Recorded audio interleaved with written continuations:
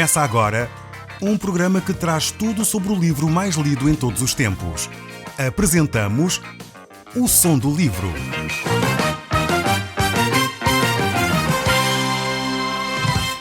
Seja muito bem-vindo. Neste podcast vai encontrar o livro mais conhecido e lido em todo o mundo. Vamos levá-lo numa viagem pela história da humanidade. Este é um audiolivro para si, para a sua família e sociedade em geral. Contextualização e comentários de Paulo Chaveiro. Eu sou Paulo Chaveiro e nós hoje vamos voltar ao livro de 1 Timóteo, capítulo 2. E vamos ver o verso 5. Nós no último programa deixámo-lo ouvir o som deste livro. Ouvir o som da Palavra de Deus. Eu gostaria de retomar aqui, neste tempo que já teve de reflexão sobre este verso 5 do capítulo 2 do livro de 1 Timóteo, para podermos conversar um pouco em torno desta afirmação que o apóstolo Paulo faz aqui. Eu já disse no último programa que vale a pena, este é daqueles textos que são chave para a nossa compreensão da nossa fé. Vale a pena sublinhar este texto na sua Bíblia, no seu livro sagrado. E talvez até, quem sabe, você pegar nesta frase, se tiver um jeito para as artes, para fazer um poema, um quadro, talvez utilizar este verso bíblico para fazer de facto um quadro, uma obra de arte, percebendo o que é que Deus nos está a dizer aqui. Eu vou ler este verso das Escrituras que diz assim: Porquanto há um só Deus e um só mediador entre Deus e os homens, Cristo Jesus, homem, o qual a si mesmo se deu em resgate por todos, testemunho que se deve prestar em tempos oportunos. Então vemos aqui este texto bíblico que nos faz várias afirmações extremamente importantes.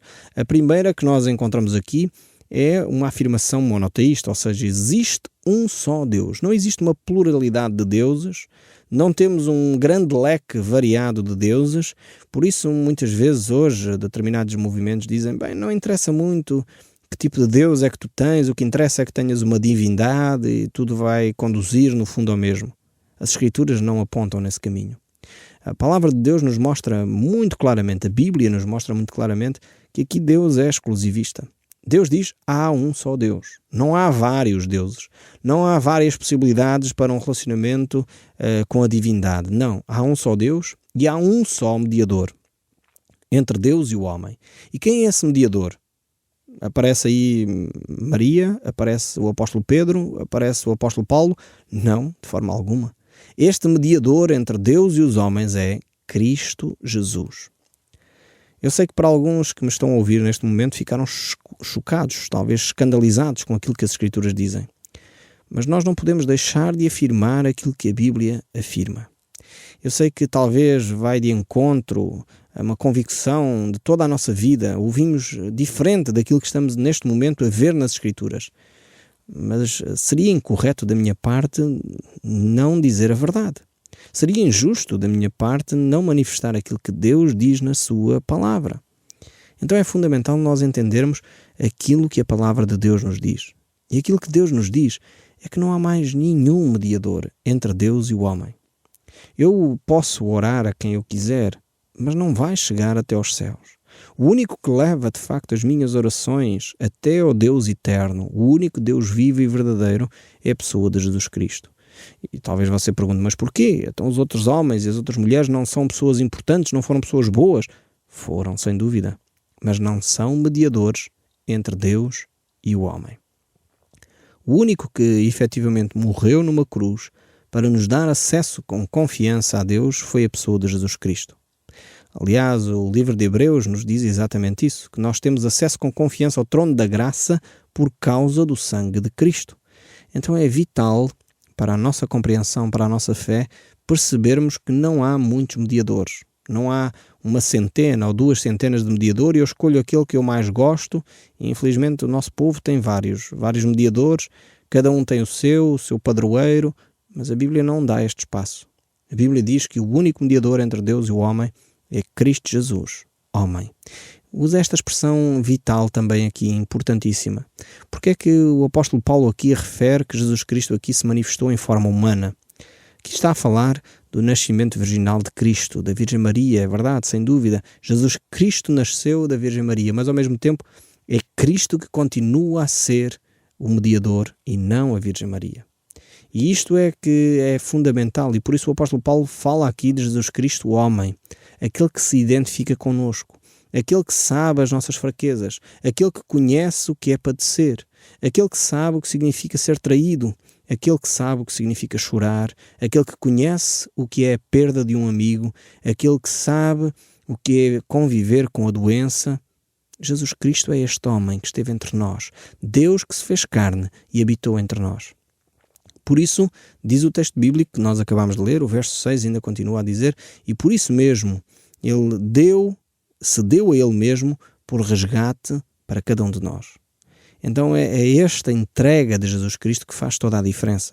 É por isso que nós podemos ter um relacionamento com o Deus eterno.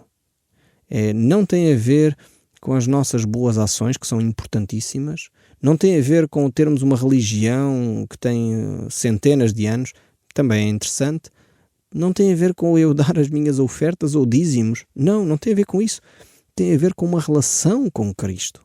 É Ele que se deu como resgate.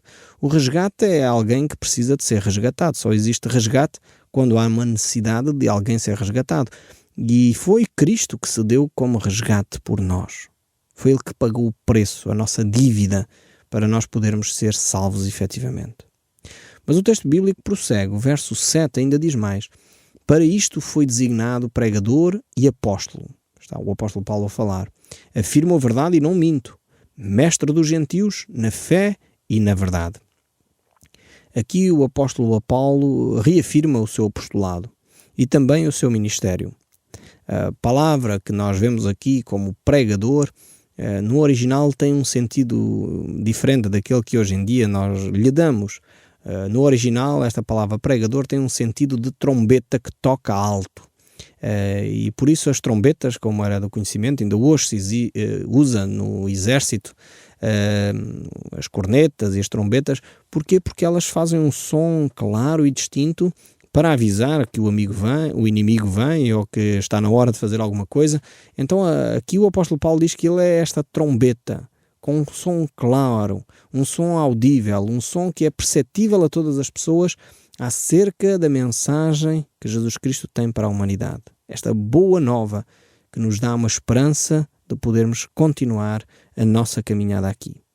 Então ele era esta voz clara, mas ao mesmo tempo ele era também o professor, aquele que era mestre, aquele que ensina. E ensinava o quê? Ensinava sobre a fé e ensinava sobre a verdade. E de facto era este o grande ministério que o apóstolo Paulo tinha, de ensinar a verdade. Não iludir as pessoas, não enganar as pessoas, mas ensinar aquilo que é verdade. E em seguida, então o apóstolo Paulo vai começar a falar sobre este assunto que é a oração. Ele volta a esta questão. Diz assim o verso 8. Quero, portanto, que os varões, ou os homens, orem em todo lugar, levantando mãos santas, sem ira e sem animosidade. Paulo aqui está a falar acerca de um desejo. Ele, quando diz quero aqui, não está a dizer que é um mandamento, ordeno que. Não, ele está a manifestar um desejo pessoal. Ele gostaria que acontecesse desta forma. E o que é que ele gostaria que acontecesse? Que os homens orassem em todo lugar. Isto vai de encontro àquilo que ele já ensinou em 1 Tessalonicenses acerca de orar sem cessar. Mas ao mesmo tempo, ele gostaria, e está aqui este assunto a falar mais especificamente sobre isso, sobre a oração em lugares públicos, ou seja, durante o culto. Ele gostaria que houvesse uma determinada prática na forma de orar. E qual é esta prática? Ele aqui usa uma expressão, levantar mãos santas. Hoje em dia ainda há muitas comunidades que mantêm esta atitude de levantar as mãos quando estão em oração ou adoração a Deus, neste sentido, de facto, de manifestar levantar as suas mãos santas a Deus, mas aqui este contexto tem que ser compreendido também. É um contexto cultural próprio, e o apóstolo Paulo, em primeiro lugar, estava a falar para os homens. É curioso, aqui nesta época concreta, não quer dizer que as senhoras não podem levantar as mãos, não é isso, mas eu estou a tentar identificar o contexto cultural daquela época. O apóstolo Paulo está a dizer isto para os homens. Porquê para os homens? Porque a questão das mãos santas aqui, não sei se reparou, tem a ver com ira e animosidade, ou seja, atitudes de violência. E o apóstolo Paulo estava a falar para os homens que naquela época é que saíam à guerra. Por isso ele diz que os cristãos, quando oram, devem ter mãos limpas, podíamos usar esta expressão, mãos que não estão manchadas de sangue, mãos que não são violentas. Por isso eles deveriam levantar as mãos que não se envolvem em brigas, em contendas, em guerras. E é esta a atitude, ou é esta a ideia por detrás aqui da expressão levantar mãos santas. No sentido de demonstrar que não têm armas, não têm guerras, não têm ódios contra ninguém. Talvez ainda hoje, não sei se repara, às vezes nos filmes que dá na televisão, quando aparecem os policiais, eles pedem para os bandidos levantarem as mãos. Para quê? Para verificar se estão desarmados, para verificar se aquelas mãos não têm ali alguma coisa escondida com a qual poderão atacar os policiais que estão a fazer a detenção. Mas aqui a ideia é um pouco esta também, no sentido de levantar as mãos numa atitude de ficar vulnerável, numa atitude de dizer não tenho nada escondido, não vou aqui desenvolver uma guerra, não vou desenvolver uma contenda. Então, sendo este o princípio por detrás desta ideia de levantar mãos santas, seria importante, mesmo aquelas comunidades que não levantam mãos, ou aquelas que levantam, que percebêssemos de facto o que estamos a fazer quando levantamos ou deixamos de levantar as nossas mãos. No sentido de que eu devo me aproximar de Deus nas minhas orações quando eu tenho os meus relacionamentos resolvidos. Se eu estou irado contra um irmão e depois vou a um culto e porque naquela comunidade é hábito levantar as mãos, eu levanto as minhas mãos, será legítimo eu fazer isso? Deixo a pergunta consigo. Se eu tenho de facto uma atitude agressiva, se calhar algumas pessoas têm dificuldade com a violência doméstica, batem na esposa ou batem nos filhos, depois vão à igreja e lá levantam as mãos ao Senhor. Será isto legítimo? O apóstolo Paulo está a dizer, levantem mãos santas, não é umas mãos de qualquer maneira. Temos que analisar de facto a nossa consciência, e é isso que o apóstolo Paulo está aqui a pedir, para que de facto os cristãos daquela época não se envolvessem de facto em guerras, em contendas, inutilmente. E se o fizessem, deveriam primeiro confessar o seu pecado. Isto não significa que as pessoas não tinham dificuldades, que não pecavam, é óbvio que pecavam. Mas antes de se envolverem num tempo de oração, se estavam de facto com um problema na consciência, com ira, com contenda contra alguém, eles deveriam primeiro ir resolver esse problema com o irmão, com a irmã, com a pessoa em causa, e então depois sim, vir para o tempo de oração e aí livremente poderiam levantar as suas mãos santas diante de Deus. Depois deste aspecto aqui, relativamente aos homens, que tinha mais a ver com esse aspecto dos homens, porque eram mais violentos naquela época, o apóstolo Paulo vai levantar aqui o assunto sobre as mulheres. Então, senhoras, agora é convosco. Não fiquem assustadas com o texto que nós vamos ler, porque muitas vezes as mulheres não gostam, talvez, de ouvir o que a Bíblia também diz. Mas vamos também explicar o que é que estas palavras querem dizer, porque, mais uma vez, temos que entender o contexto histórico, o contexto cultural em que estas palavras foram expressas para podermos aqui retirar, no fundo, o que é as lições de Deus para nós hoje. Quando nós lemos este texto, há duas grandes posições sobre o ministério das mulheres na Igreja. Eu creio que há duas posições, muitas delas, que se colocam em extremos e depois, enfim, nem sempre conseguem dialogar de uma forma saudável. Eu não gostaria muito de alimentar aqui tensões e discussões sobre se a mulher pode ou não ser pastora numa igreja, se não deve fazer nada na igreja, coisas que são muitas vezes os tais debates intensos. Mas gostaria, acima de tudo, que nós olhássemos para as Escrituras e pudéssemos retirar deste texto bíblico aquilo que, efetivamente, Deus tem para nós hoje em dia. Em primeiro lugar, como eu disse, nós temos que olhar para o contexto histórico, o contexto religioso da época, para perceber porque é que o apóstolo Paulo diz o que diz. Então, estamos a viver num período romano em que os templos pagãos eram normalíssimos naquela época e certamente já ouviu falar do grande templo de Diana. Era um templo em Éfeso, essencialmente, o maior era em Éfeso, mas influenciava toda aquela região grega ali. E as mulheres naquela época, nos templos pagãos, tinham um papel essencialmente preponderante, a maior parte delas eram sacerdotisas, mas não tem nada a ver com o contexto que nós entendemos hoje, a vida espirituser sacerdotisa num templo de deuses pagãos estava muito mais ligado com prostituição do que com qualquer outra prática religiosa que nós conhecemos hoje.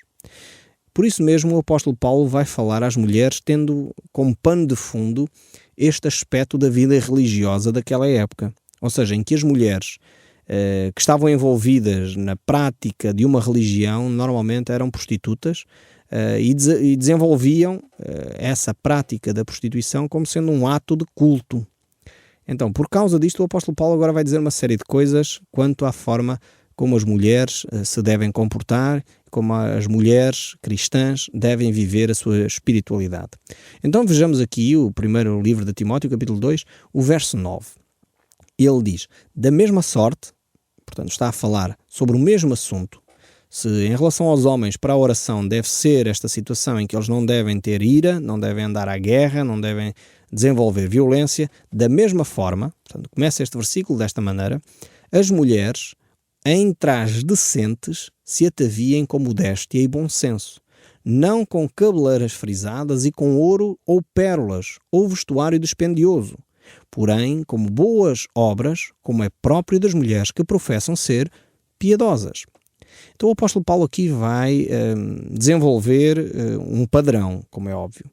Como já disse, tínhamos este aspecto cultural, religioso daquela época em que as mulheres, quando iam para o templo, iam com trajes sensuais, iam adornadas, de facto, como prostitutas, porque o objetivo era atrair os homens e dessa forma pensavam elas que atraíam e satisfaziam os deuses pagãos daquela época.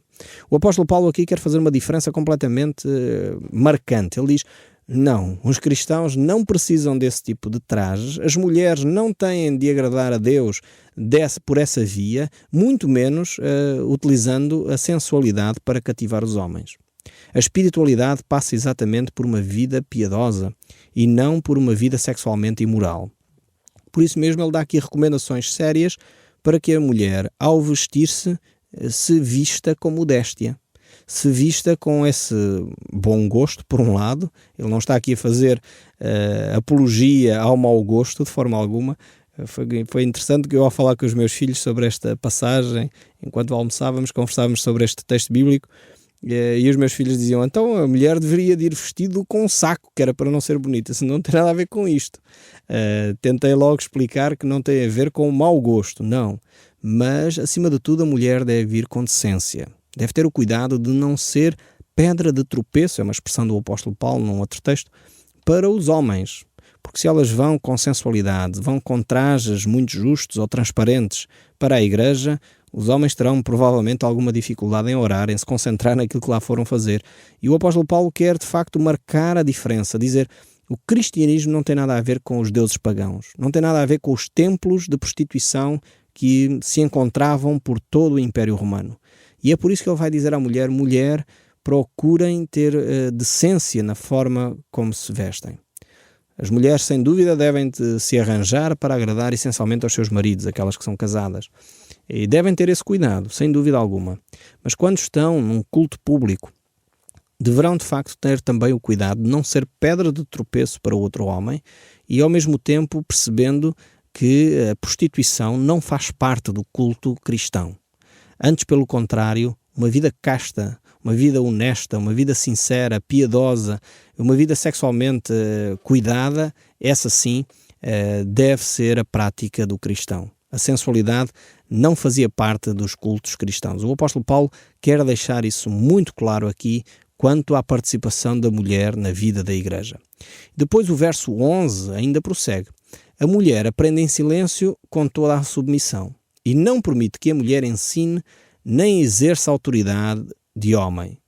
Esteja, porém, em silêncio. Aqui alguns, pegando neste texto, dizem, ok, então as mulheres não podem fazer nada, absolutamente nada na igreja. Mais uma vez é importantíssimo relembrarmos o contexto. E já falei dele largamente. Mais uma vez o apóstolo Paulo aqui está a focar o aspecto da autoridade, e aqui sim temos que ler o que o texto lá diz, e ao mesmo tempo está a falar acerca da doutrina, do ensino doutrinário. Não quer dizer com isto que a mulher não pode cantar na igreja, não pode orar na igreja, não pode ensinar em determinados aspectos concretos. Não é disso que está aqui o apóstolo Paulo a falar. Tem a ver também com uma prática, mais uma vez, cultural daquela época em que as mulheres muitas vezes falavam, e ainda hoje as senhoras que me desculpem, mas é um facto, as senhoras gostam mais de falar do que os homens, e mesmo dentro da igreja estavam constantemente a conversar. E o apóstolo Paulo tem que dizer então, não pode ser assim. Dentro da comunidade cristã, enquanto se está a ensinar a palavra de Deus, as pessoas têm que estar com respeito e em silêncio. E como as mulheres eram as causadoras desse burburinho dentro da comunidade, ele diz então a mulher que aprenda em silêncio. E se tem dúvidas, então pergunte ao seu marido em casa, que é um outro texto que ele usa em Corinto para explicar esta mesma ideia. Portanto, e aqui tem a ver essencialmente com esses aspectos, mais uma vez culturais, e ao mesmo tempo também, e aqui sim, ensina sobre a questão da autoridade. Ela não deve de exercer autoridade sobre os homens. E aqui não tem a ver com competência nem com dignidade. Eu quero deixar isto muito claro. Homem e mulher, aos olhos de Deus, são iguais. Mas em termos de dignidade, em termos de papéis, eu creio que às vezes nós, com determinados discursos, nos esquecemos que somos diferentes. Basta olhar para o nosso aspecto físico. Até aí muitas vezes nós aceitamos. Mas depois quando se fala em termos emocionais, em termos daquilo que cada um é como ser humano, é que às vezes se torna mais difícil nós acreditarmos que homem e mulher são diferentes, mas somos efetivamente diferentes. E não há nada de errado nisso. Os homens, por mais que tentem, nunca vão conseguir ser mães. Assim como as mães nunca conseguirão ser pais. Isto tem a ver com características próprias do homem e da mulher. E então não tem nada de errado ser mulher, não tem nada de errado ser homem. Não tem nada a ver com dignidade ou capacidade.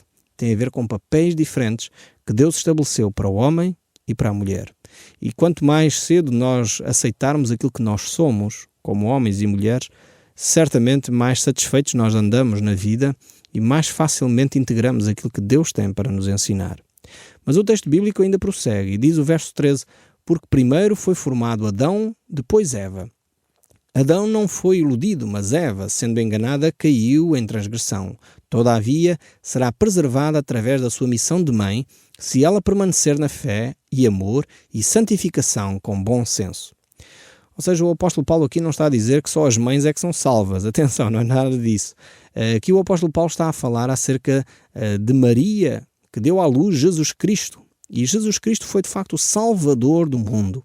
Por isso mesmo, a mulher, a mãe, de alguma forma trouxe à humanidade este grande privilégio que foi a pessoa de Jesus Cristo. Agora, homem e mulher, é pela fé que são salvos, e o apóstolo Paulo no verso 15 diz exatamente isso, pelo amor e a santificação e pelo bom senso. Que cada um de nós possa viver essa fé de uma forma intensa, amar de uma forma cuidadosa e viver uma vida de santidade que agrada ao nosso Deus. Eu espero sinceramente que o som deste livro continue a falar consigo, mesmo depois de desligar o seu rádio. O Som do Livro, uma produção da Rádio Transmundial de Portugal.